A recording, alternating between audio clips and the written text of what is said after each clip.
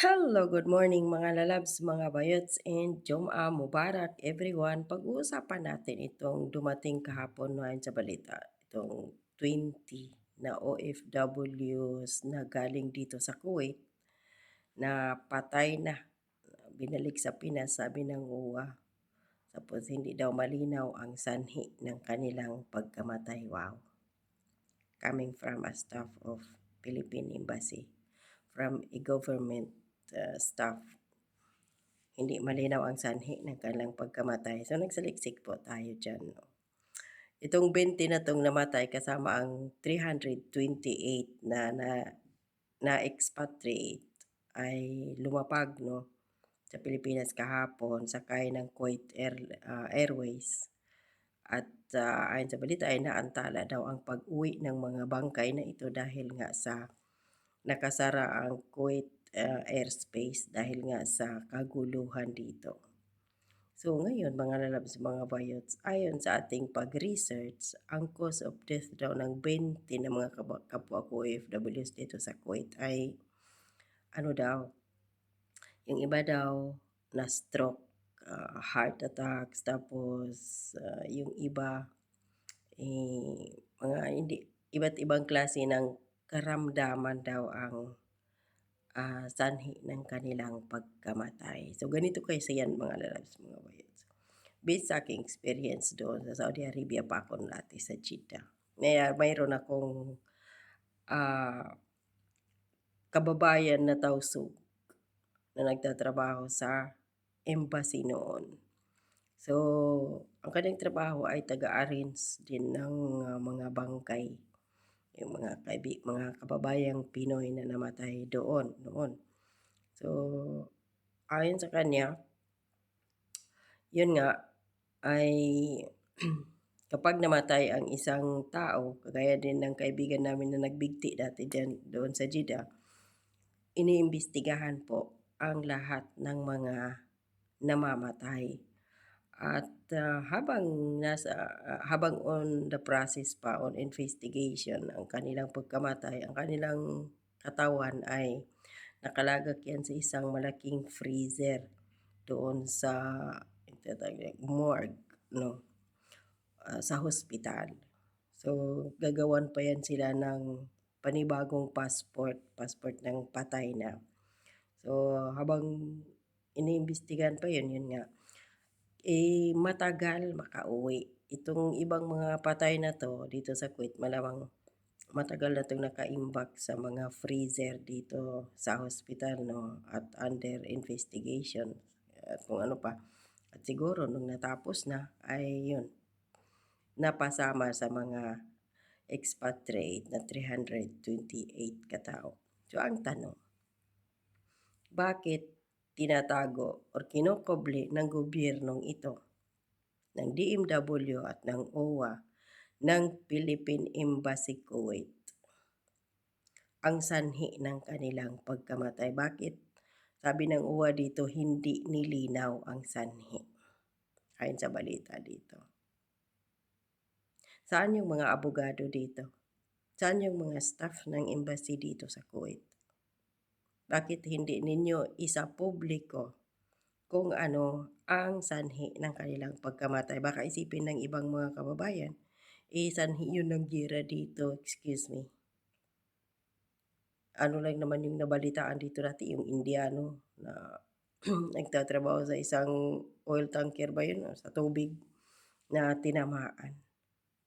Yun siguro may mga Pinay na inatake sa puso dahil nga sa takot na naririnig nila gabi-gabi yung mga putukan dito. Yun lang, pero yung tinamaan wala yun. Dapat no, itong embassy na to mag-imbestiga o baka naman nabusalan, natapalan ng pira yung mga staff dito, ng mga amo ng mga katulong na ito na minamaltrato, binubugbog, sinasaktan or kung ano pa man hanggang sa sila ay malagutan ng hininga. At hindi lang ipaalam sa pamilya na karapatan ng pamilya ng mga kababayan na to, na mga namatay na to, kung ano yung sanhi ng kanilang ikinamatay. Para saan pa na mayroong representatives ang Pilipinas? May embahada dito sa ibang bansa kung wala, inutil lang din naman kayong mga putang ina ninyo. Kung kayo daw sa mga pamilya ninyo, kung may mamatay, at hindi ipaalam sa inyo kung ano ang sanhi ng pagkamatay niya, para naman mabigyan ng katarungan ang pagkamatay ng mga kababayang ito. Tamad ang mga putang inang staff dito sa Kuwait Embassy, Philippine Embassy dito sa Kuwait. Magsaliksik kung ano yung ikinamatay ng mga kababayan na ito para naman masampahan ng kaso ang mga amo. Or ulitin ko, tanong lang to ha, baka natapalan kayo ng pera. Kasi maraming ganyang insidente na binabayaran ng mga amo, yung mga staff ng embassy dahil Kuwait mismo dalawang bisis sa Saudi Arabia, dalawang bisis ko mismo yun nakita ng dalawang mata ko. Yung isa kaibigan ko, hindi siya patay, pero tumakas siya sa amo niya sa Makkah at nagkorte sila. Nilitis ang kanyang kaso dahil dinimanda siya ng amo niya na nagnakaw. Pero ang kagandahan dahil yung kaibigan ko umuwi diretso embassy at tiningnan pagdating doon yung kanyang mga gamit. So wala siyang dalang mga ninanakaw na pera, na mga alahas. So yun, nag-congrats pa yung tawag dito, abogado ng amo niya dahil nanalo siya sa kaso.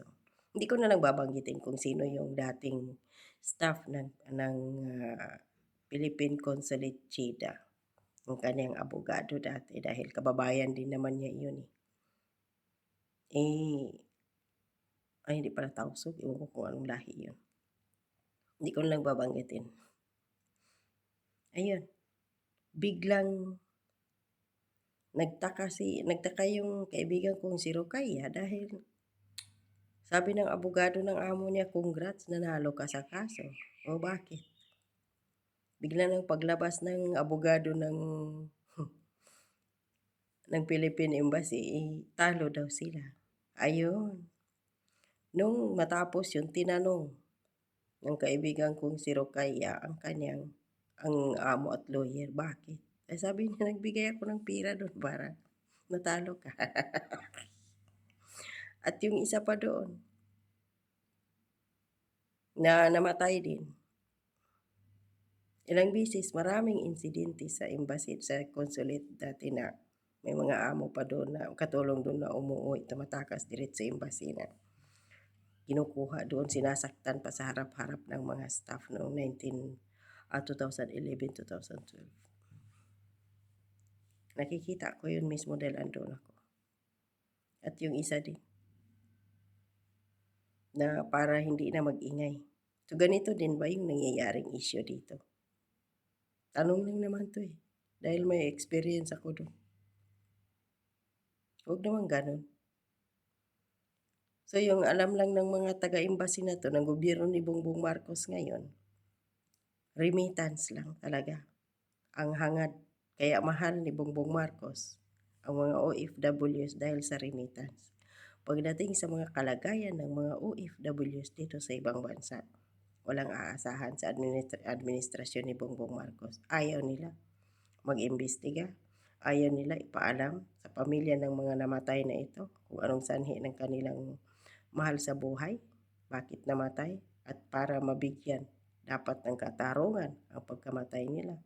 So ganun na lang. Lahat palabasin na namatay sa stroke o kung ano pang mga karamdaman, inatake sa puso, para wala na.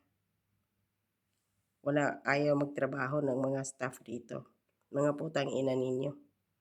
Nakakahiya kayo.